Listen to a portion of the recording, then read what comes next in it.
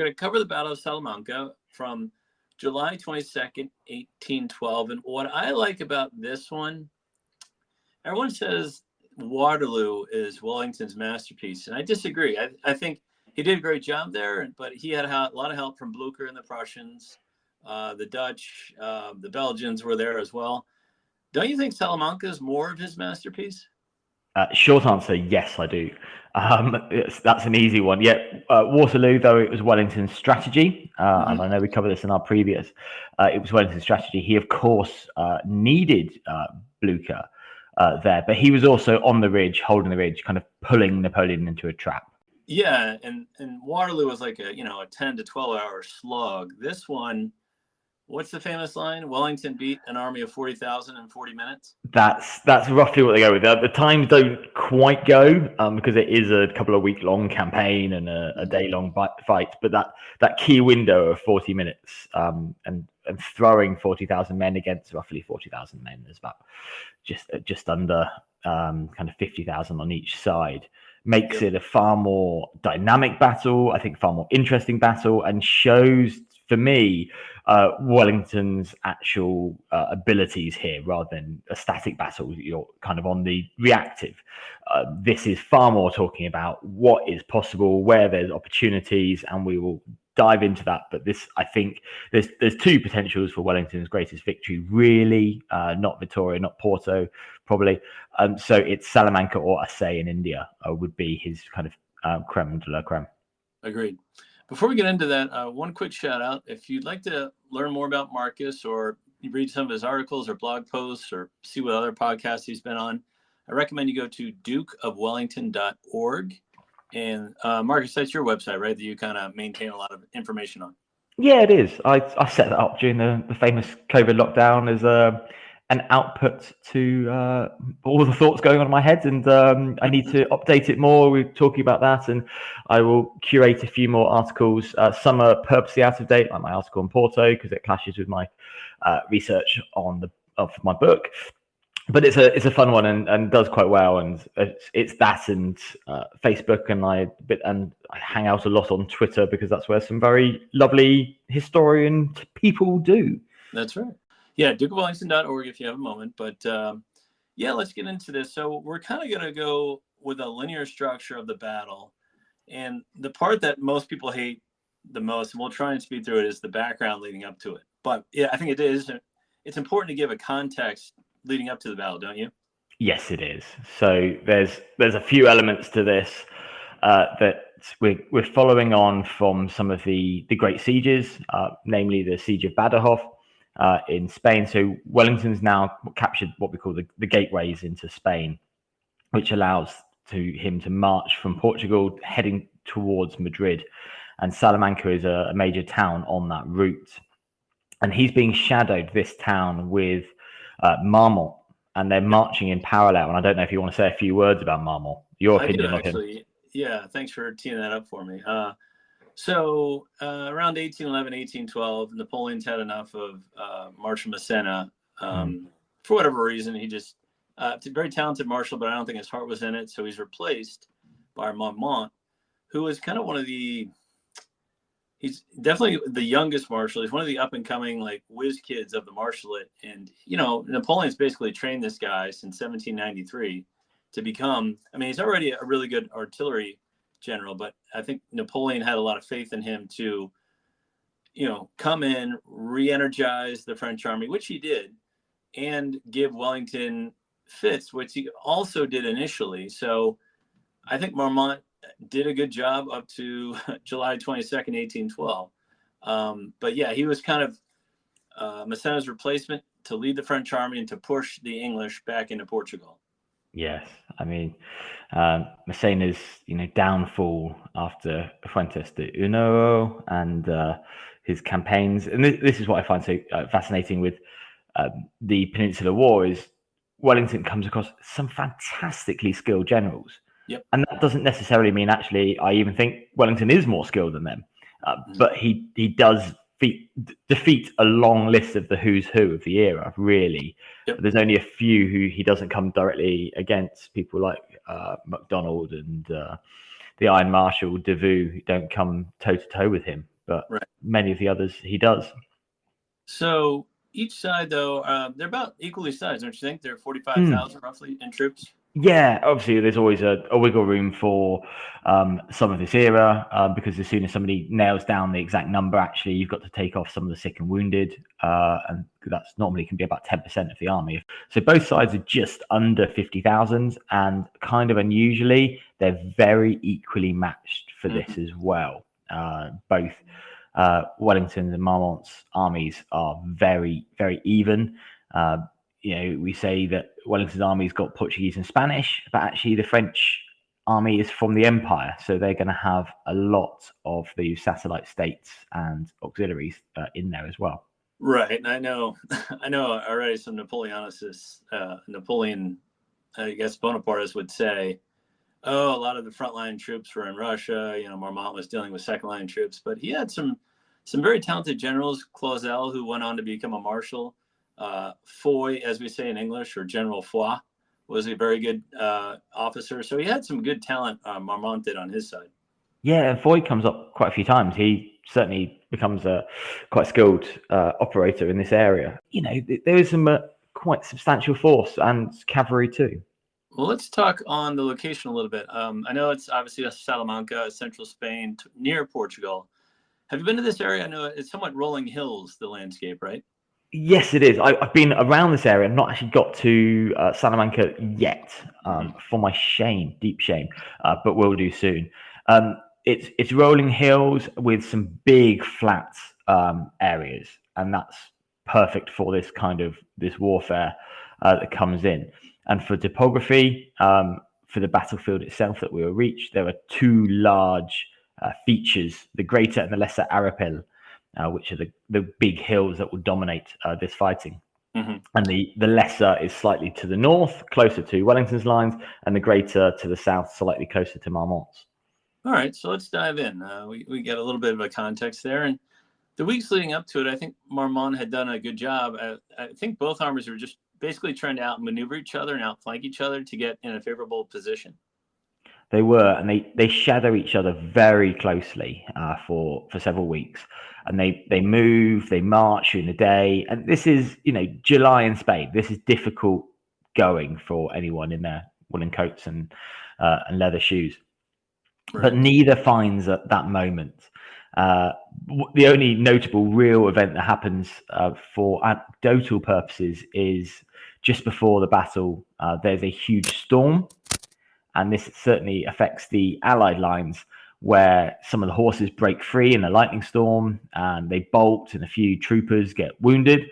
But actually, it starts to become part of the Wellington kind of legend that actually it becomes a good omen.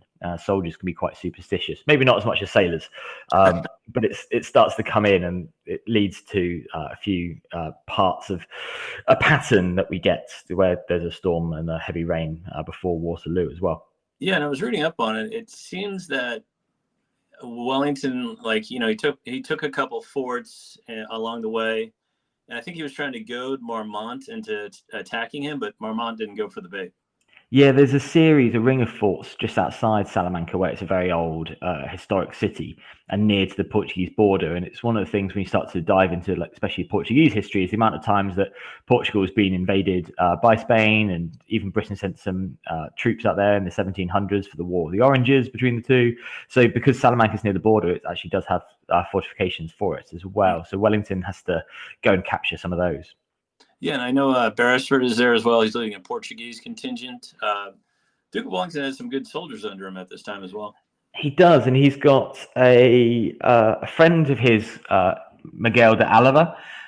And what I love about Alava is he was previously in the Spanish Navy, so he's already witnessed Trafalgar, but from the Spanish and French side, fighting against the British. And he will go on to become one of Wellington's closest friends, who he gets given a cottage on their estate. He stays with him for some time. Their families kind of come over due to the liberal revolution after the war, and Wellington actually gives him access to his bank account. So the two become very much brothers in arms. And he's leading the Spanish contingent, which are actually off the main battlefield, so they don't take large part of the fighting. But I always like to mention Alava when he appears in history books. Absolutely.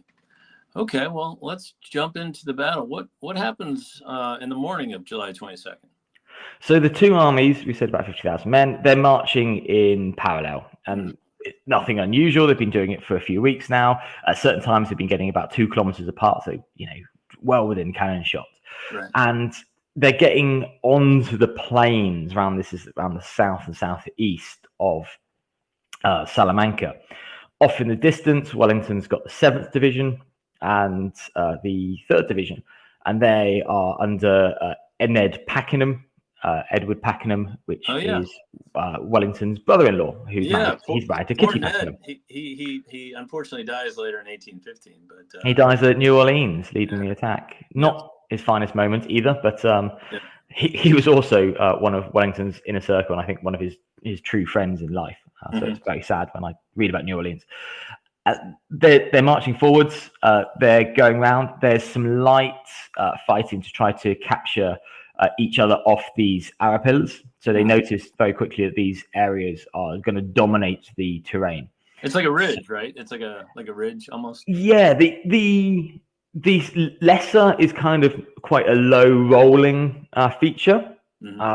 Quite good, and then the greater is it's longer, it's more ridge-like, and it has a quite a sharp piece of rock that kind of goes along a bit of an L shape to it, which is actually facing north towards the Allied lines, creates quite a defensive position for the French to get into.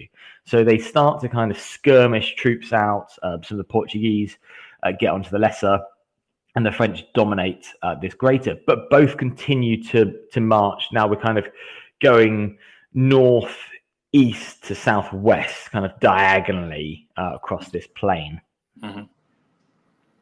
It's about this time that things start to get drawn out. So Ned Pakenham's off. We've got the 3rd Division off to the far left, the 7th Division to the middle left, and then a lot of the Allied troops. Sorry, this is British Allied, 6th, 4th, 1st, and in the cluster, and then actually almost to the tail of Wellington's column is the Light Division. Okay, let's briefly talk about formations, because maybe someone who's not familiar with army marching, like you don't want to be too thin, but you also don't want to be too compact where you're an easy target for cannons, right? So you want to if you're too thin, you leave yourself open to an attack that'll slice your army in half, correct? So they're going to be marching kind of regimental columns, both sides. We talk often about columns for the French attacking, but it's how the British and Allied would march as well. So it'll tend to be thicker, about 4 men wide, marching, and then have the senior NCOs like the sergeants and sergeant majors and the officers to the side, and the officers tend to be front and back. Either on horses or on foot, many of them on horses, with the colours either at the centre or right in the middle to be protected, depending on the formation.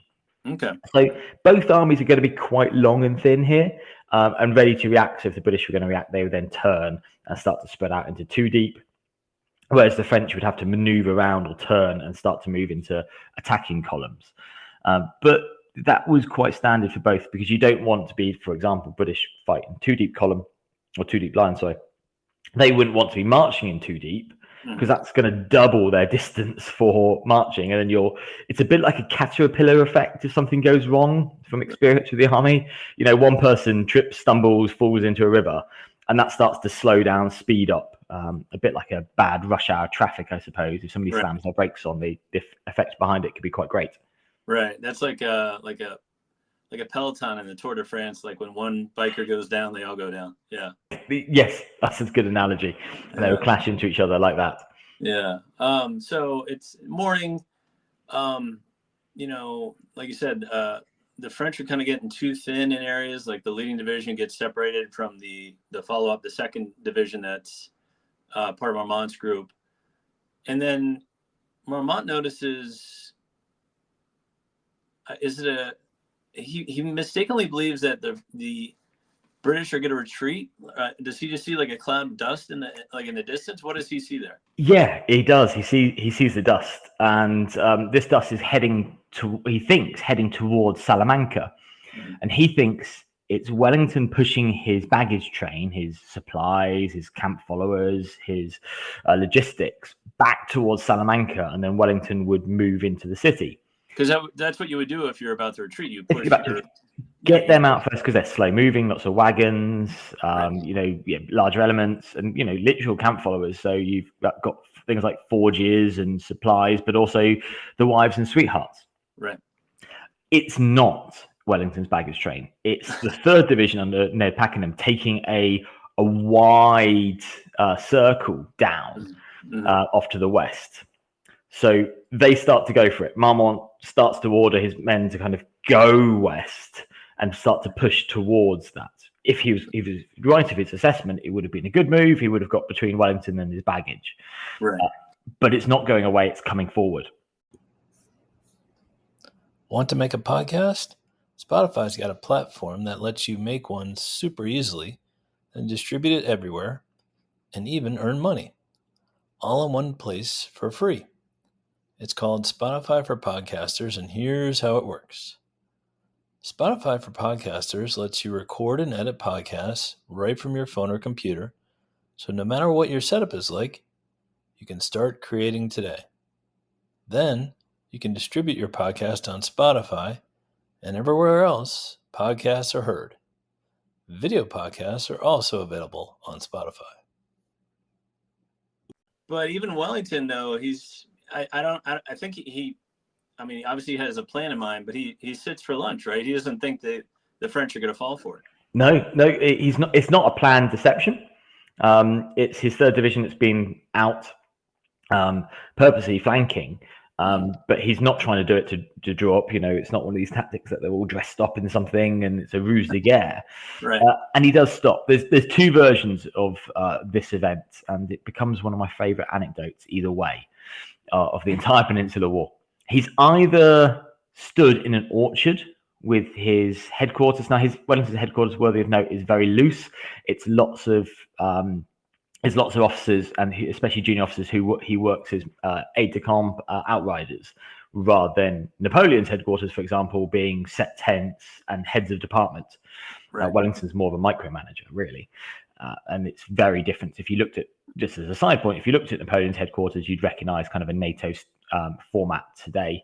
Wellington micromanaging, he's running the battle.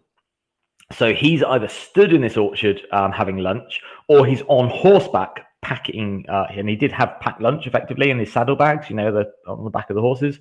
Yep. And we know he ate things like boiled eggs or cheese and cold meats and bread. So he's kind of picnicking.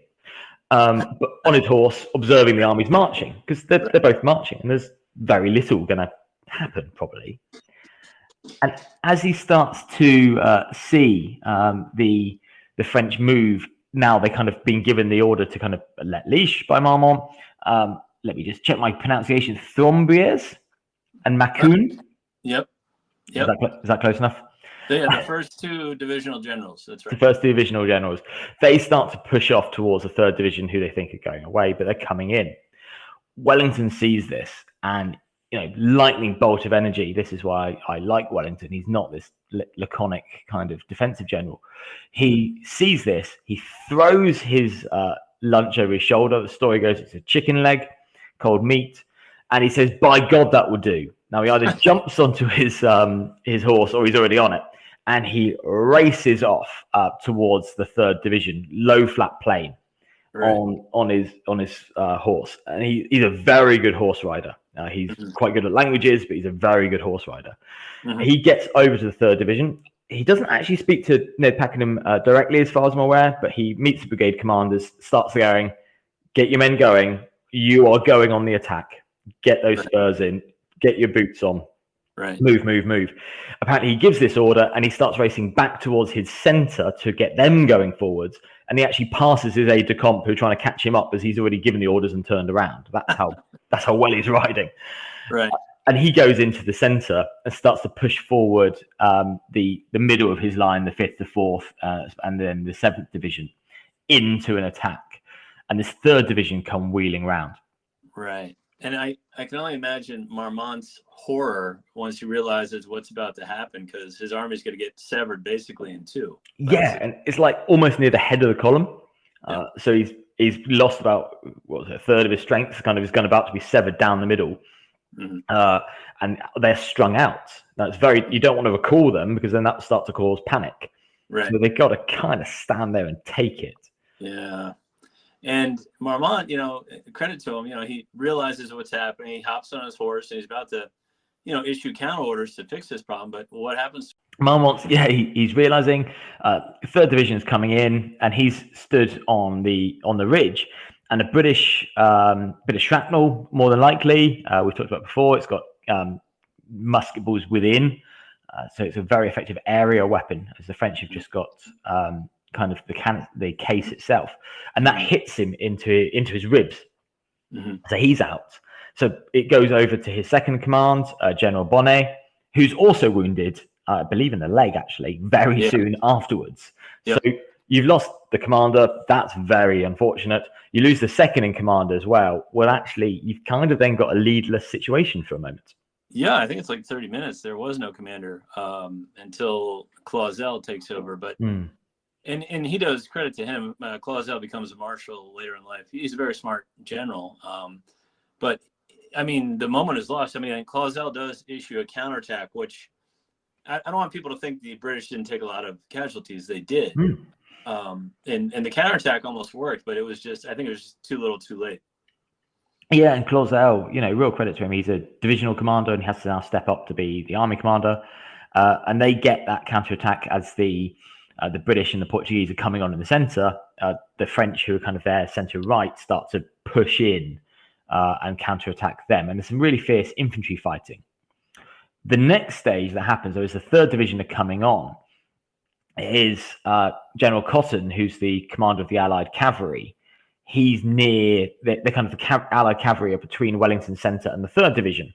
So they link in, and he unleashes a chap called Jean Le Marchand with his heavy cavalry, which are dragoons and dragoon guards. Now, John Le Marchand, worthy of note, sounds very French sounding name. He's from the Channel Islands, so he's got a French sounding name, but he's in the British Army. And he's written literally the book on cavalry. So he did two things. He witnessed the British cavalry operating in what was then the Low Countries, the Netherlands, who were awful basically at the time. They were chopping off their own horses' ears, and when the swords hit, the swords are breaking. And this was due to the system where the men were trained independently. So he reformed a way to write the cavalry drills, and they learned the cuts. And he also designed two types of swords: the 1796 light cavalry saber, which is slightly weighted at one end and will go through all the way to the bone, and the 1796 heavy cavalry sword, which famously that's the one that Sharp carries in the Bernard Cornwell series. But it's really too heavy for dismounted fighting, and they both are. They are very different weapons. The sword being straight and the saber being curved, very effective weapons, and warranted never to fail. So they were warranted never to break. So it's a real step up. And it's Le Marchand who goes in, and they absolutely smash through the French first line and the French second line of column of march as they're turning to face. So they don't get into square. And there's a small patch of woods behind the French, those two lines. They get into there, and they have to then turn around because the woods are bad for cavalry to get amongst. And actually, sadly, Le Marchand is shot out the saddle and killed. Yeah, I read that. Yeah, he was a very talented officer for the British. He hadn't had as much kind of field command as maybe he should have, but cut down too early when his reforms had real widespread effect. Whenever we talk about British cavalry, Le Marchand kind of stamps all over them. And I mean, the French are just reeling here. I know one divisional general, I think it's Ferret, he gets killed as well. Actually, I think two of them do, because it's such a surprise that they were overwhelmed like they were. Yeah, and that's just adding to this level of confusion. And there's further attacks coming in from the British and Portuguese all over. Yeah. And it's about this point where Ferret's coming in, and he's being ordered by Clauzel to hold them off. And he holds them off in a line on the hillside. And as the Portuguese come in, I mentioned earlier, that ridge, the Portuguese can't get up the steep rocky outcrop of this ridge, and the French are able to pour volley in almost point blank into them, causing quite heavy casualties. So certainly don't think at any point that the French aren't trying to give as good as they get, but what's happening is that they've got cavalry hammering in on the French, and then you've got the 3rd Division sweeping round as well. Yeah, and I know the Lean Division General Tomiez, he's killed as well. So it's not going well for the French. It's pretty bad. No, it really isn't, and that's unusual. I don't think they expect to kind of be on that back foot that early. So those levels going, really in the center and on the left is causing a lot of pressure onto them. Mm-hmm. And I mean, now we're basically, there's only one thing that Clauzel can do, which is retreat. I think Foy's division was the only one that was not initially affected by he was like in reserve, so he had to kind of cover the retreat. Yeah, he's starting to pull back and has to cover that. Meanwhile, in the Allied center, there's some significant events of almost like hand-to-hand fighting going on with the infantry. Mm-hmm. And two events of note, the 44th Regiment and capture their first eagle.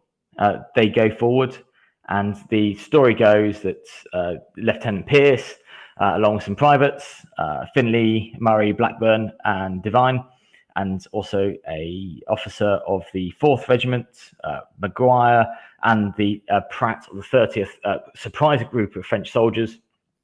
And as they do so, I believe it's the 62nd Regiment of the line, they try to hide it. The French officer tries to hide it under his greatcoat. French often fought in greatcoats. Yeah, let's talk about these eagles, because obviously Napoleon and his armies have smashed and captured many flags and banners from opposing armies, but eagles were very, very difficult to get. Why was that? Well, they were the height of the regiment's honor, and they epitomize the spirit, the elan, the coup of this regiment. And actually, there'd been a reform by this point. So it used to be that each regiment had one at the headquarters, and by this point, Napoleon started to reform them. It only the 1st Battalion of each regiment took them as well. Mm-hmm. The regimental eagles had actually been given out by Napoleon himself, in Paris, and so there was a real element here. And we talk often about the cult of Napoleon, and his men were big believers in this. You would be really, frankly. Yeah. And they believe it's been touched by the emperor's own hands, and certainly some of his men held him in like a demigod status. And right, I was gonna say, like, that's been touched by a god in their mind.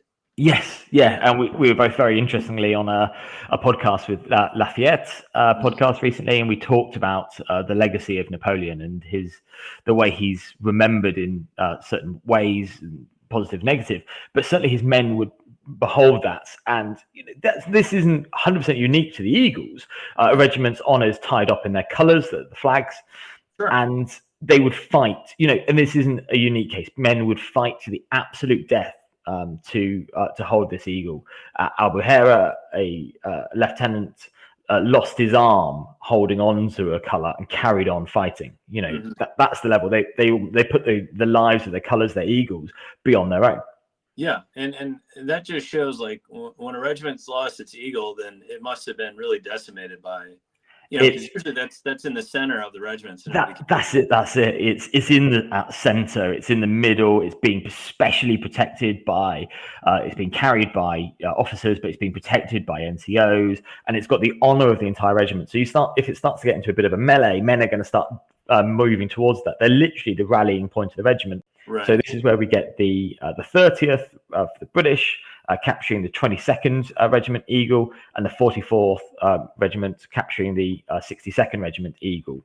The slightly different circumstances. The 62nd try to hide theirs under a jacket, and the 22nd, there's a short bit of fight where the private tries to level his musket towards the British Ensign Pratt, and he gets shot carrying on.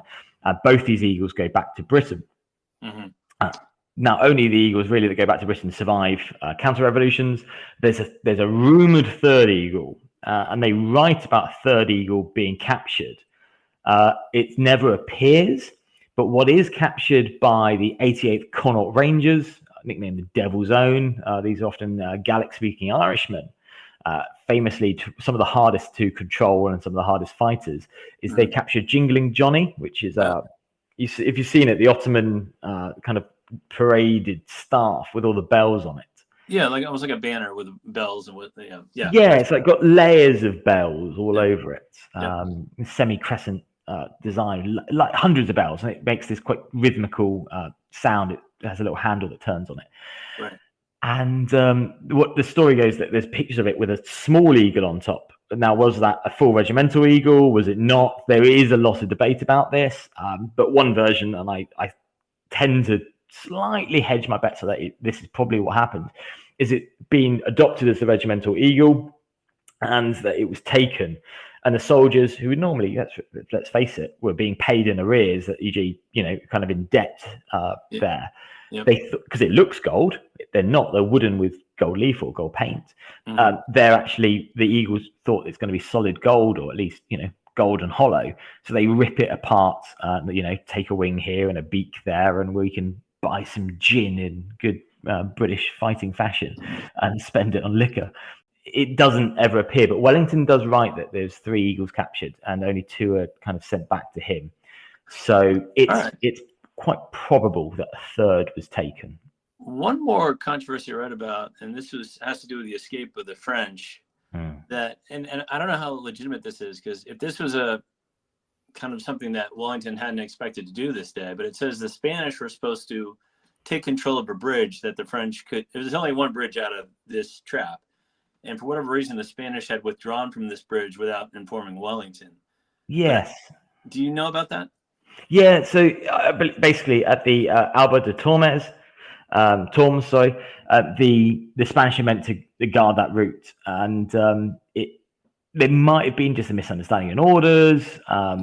It might have been a more local thing. It could have been, slight ineptitude, but it doesn't get hold by the Spanish. There seems to be a lot of confusion as to why the Spanish didn't hold it, but it does allow the French to get away. So the French start to do a very effective rearguard here. And that, especially under Foy and Clauzel now, Foy kind of comes in and they hold this rearguard. The British Light Division can start to come up. At this point, I find it quite ironic, because this is the regimental honour day of the Rifles, which are part of the Light Division. Actually, they've got so many great battles to choose from. This is probably the one that they're least engaged with. They're off on the right flank. But they start to come in, and there's a very effective French rearguard. So that allows what was, Marmont's troops, Clauzel's troops, to actually get away. That we will speak about it many times with Wellington, but he's often frustrated. That moment of victory, where he should then wrap in and loads of people come in and they start to throw down their arms and surrender, and he can have his real triumphant moment, kind of rightly so, which should arguably shorten the war. He doesn't get, time and time again, he doesn't get it after Salamanca. And he doesn't get it at Vittoria either. Yeah, he doesn't get it at Vittoria. He doesn't actually really get it after Waterloo. He doesn't get it. He doesn't get it in most battles. But Vittoria is the other one that really comes to mind, that he gets really frustrated that he's not able to get there. Well, in fairness, the one time he did get it at Vimeiro, that one didn't end well either. So yeah. No. So he just doesn't have that. He doesn't have that luck at all. Yeah. And what does happen is the next day, they do start to catch up with the French rearguard just a little bit further off, outside Garcia Hernandez. Not sure if you've read about this one. I have, yeah. They broke some squares. They break some squares. Yeah, that's why I get quite excited about this one. So they catch up with Foy's rearguard, right? And the French cavalry come out, but that means that actually some of the French line troops are kind of left a bit exposed to the King's German Legion, the KGL. And these are the typically Hanoverian soldiers fighting for the Elector of Hanover, who also is George III, King of England. Correct. So these are brave Germans who homeland is occupied by the French forces. So they've got a real motivation here to get their own back at the French. And they fight here as heavy cavalry. They go in against the 76th French regiment, who form squares. So this is rock, paper, scissors of Napoleonic warfare. So the French will swing their sides back and then form a four-sided obstacle. And the cavalry shouldn't be able to get into that. It's going to be a strong rock. The sharp scissors should come in, like the kids' game, and they should be blunted and peel off like waves crashing round a rock in the ocean. Right. But they're very vulnerable if you can get in. And this is actually luck. Now, the cavalry are charging directly at the squares. That's brave. But one of the horses is killed just as it would normally turn away. Now, horses are quite smart animals, and they don't want to charge into a row of bayonets. But as the horse is killed, he no longer has that choice, and it smashes through, knocking French soldiers flying. The KGL jump in behind, and that means what's facing the guys who jump in is the backs of the Frenchmen who are forming square. They start to cut their way in. That means then the soldiers who are then at the front are being attacked from behind and can do nothing about it. Right. And that causes the square to break. Yeah. Dramatic moment. Yeah, and that must be very demoralizing for the other squares. Very demoralizing. They're seeing their friends, colleagues being cut down kind of by a freak accident with an element of bravery in there, and they're starting to go. That square they form square as well because there's cavalry around, you would, and that square starts to run towards them, the survivors towards the second squares. Right. Now, they need to keep that solid formation and keep their friends out, but they're not going to open fire on their friends. As they're letting their friends into the square, they're not going to be joining their ranks and swelling the square up. They're just kind of making it quite a loose formation. Yeah. And the KGL take the opportunity and they jump in and get within that square as well. And that causes that to break as well. What a nightmare. Yeah. That's a bad 2 day. Basically, just a bad campaign right there. It is, and it's kind of part of the battle. It's the real follow. It's the rearguard action.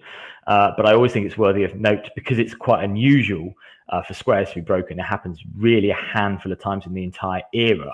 And to break two squares the day after Salamanca is, quite an action. And it's partially luck and partially bravery for the King's German Legion, but it's got that unusual element and allows us to explain how Napoleonic warfare really is a rock, paper, scissors of cavalry, infantry, and the artillery as well.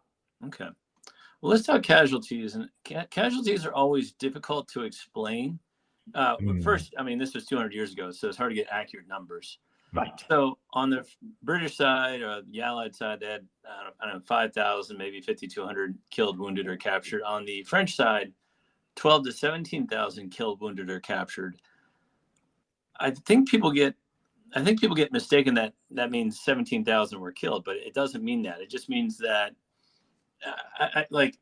basically 12 to 17,000 troops are going to be unavailable for the next campaign. They're either captured, maybe they're slightly wounded, maybe they're scarred for life. It's such a vague thing. Yes.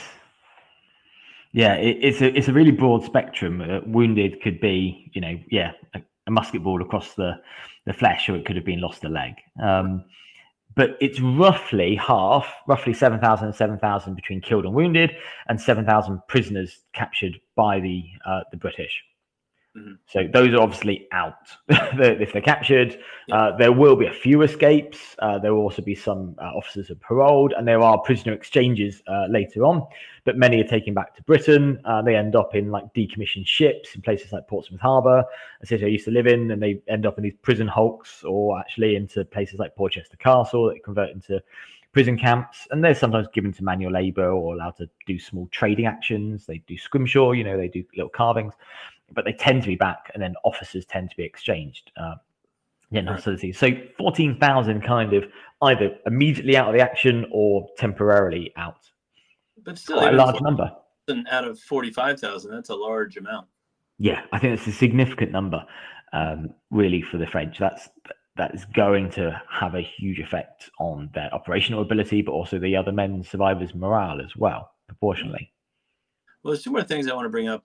One, General Foy wrote in his diary a few days after the battle, quote, This battle is the most cleverly fought, the largest in scale, the most important in results of any that the English have won in recent times. It brings up Lord Wellington's reputation almost to the level of that of Marlborough. Up to this day, we knew his prudence, his eye for choosing good positions, and the skill which he used them. But at Salamanca, he has shown himself a great and able master of maneuvering. He kept his dispositions hidden nearly the whole day. He allowed us to develop our movement before he pronounced his own. He played a close game. He utilized the oblique order in the style of Frederick the Great, end quote. I mean, you can't get a better compliment from an opposing general. No, and I don't like to compare, apples with oranges, but he does get there compared to Marlborough and Frederick the Great, and it's very hard to compare, generals because they fought different wars in different eras. But that's certainly high praise from one's enemy, and I think it's nice to actually have respectful comments on both sides. Wellington respected Napoleon, so that's a nice way to kind of pay tribute to him. As well as obviously, I always like to pay tribute to the men under their command who have to get on the sharp end of things. Right. And the second thing I wanted to mention, which I think is just typically Napoleon, I'm sure this is the last thing he wanted to hear, but right before, now, Salamanca and Moscow are very far apart. So just keep that in mind. But right before the September Battle of Borodino, which was probably the grisliest, most grotesque, violent battle of all the battles other than Leipzig, Napoleon has handed a note that Marmont has lost at Salamanca. So I can only imagine Napoleon's reaction when he got that note right before the Borodino battle. Was that the one where he did fly into a rage, or was that another I don't think one? he flew into a rage, but I'm sure it didn't please him to get that note right before he's about to fight a giant battle. No, I can't imagine it put him into a good mindset at the very least, because he's now realised that he is effectively on the other side of Europe, and his back door to France is looking quite wide, and it does eventually get marched all the way through the Pyrenees in, and Salamanca starts to solidify. It's often known as the year of victory. We've had Badajoz and Ciudad Rodrigo, and Salamanca is this big set piece battle where the Allies get in amongst the French. There's a lot of these warfare are maneuver. We see that for weeks before Salamanca, but when it gets in, it's brutal fighting. There's a huge element of hand-to-hand, both cavalry and infantry, and musket volleys as well. There's a huge mix of that, and it causes high levels of casualties on both sides. The French, you'll probably want to say, but they lose some divisional commanders, and the British they lose Le Marchand, who's their only senior officer, killed, but they have some light casualties. Cotton, who I mentioned, the cavalry commander, even Beresford, the marshal of the Portuguese forces, he's wounded, and people like Van Alten as well. Right. Now, it's not the tipping point for the French. They don't get ejected until really after the Battle of Vittoria. But what do you think the legacy of this battle is? I think Salamanca is the one for Wellington's reputation. For the long term, it shows him as his we call it his master strike. It shows that he can work as an opportunist and can get in on the offensive when needs be without a planned offensive. Remember, both sides thought this was going to be another day's marching after weeks. This was not going to be the day of a set piece battle. And so long term, this is fantastic for Wellington's reputation. It's the one to look at if you want to see, why Wellington's not a defensive general, for argument's sake, but Vittoria's certainly up there as well. Mm-hmm. But Salamanca starts to prove that this is also, for the campaign, going to be that they can beat the French again in set piece battles. They've had quite a few victories, but it's starting to bring together a lot of elements, especially within Spain, which is where the war is going to go. Before that, we've been very close to the border, and we need to get into Madrid, and that's now the next stage. Right. Yeah, it's just, if Wellington was like handing in his CV or his resume, I think this battle would be at the very top. Yeah, personally, for me, you'd go Salamanca, Assay, actually quite a few before Waterloo, actually, sorry to say it. And only Assay down because the numbers, though they look like they're about 10 to 20 to 1, they're very hard to call. And the Indian army, as the kind of Maratha army, were actually very good quality, but it's a planned action for most of it. And it's certainly probably actually a harder fight. Salamanca, I think, for Wellington's reputation, is this opportunist moment, and fighting Marmont, fighting Clauzel, Foy, Freire, they have a very good reputation within the European circles as well.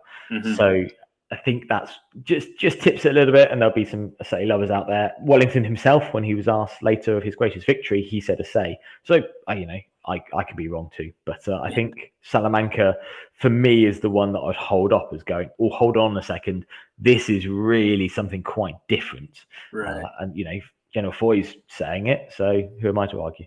Right. Yeah, and I think there's a lot to be learned. Like if you studied that in a military college, I think it's a very interesting battle to analyze. Yeah, definitely. And there's not as big a legacy as places like Waterloo, but there are some places named after it. Those 2 eagles are captured or on display at more local museums, actually. But it's certainly known. It's also actually very well known within the in Spain. Some regimental honors. Now, the irony is the Spanish barely fight into the battle at all. That's why I haven't mentioned them. They suffer 6 casualties. 6. One more than 5, but I'm not saying how low I'm saying. It's incredibly little maneuver, but actually where it's around Spanish town, their army is attached. They hold it actually as well today. Yeah, no, it's just a fascinating battle, and I appreciate you giving us the insight on it. And really, really interesting. If my listeners would like to learn more about it, I recommend diving in and reading up on it, and maybe going to dukeofwellington.org. Yeah, I've got a little bit on it, and I always welcome that. I know there's a fantastic video on Epic History TV that's got a really good video. That it's in Sharp Sword if you're onto that book. There's quite a few good battlefield guides. I don't like to choose favourite within authors, but there's a good Osprey. There's a good bit in Roy Muir. So there's quite a lot you can pick up on a Salamanca, and it's certainly one I'd encourage you to do so. All right. Well, thank you all, as always, my friend. That was an excellent addition, and I appreciate your time. You're very welcome. And like I was saying before, if your listeners enjoy this, let us know, because we might do some more. Yeah, I'd love to. This was great. Thanks so much, Marcus.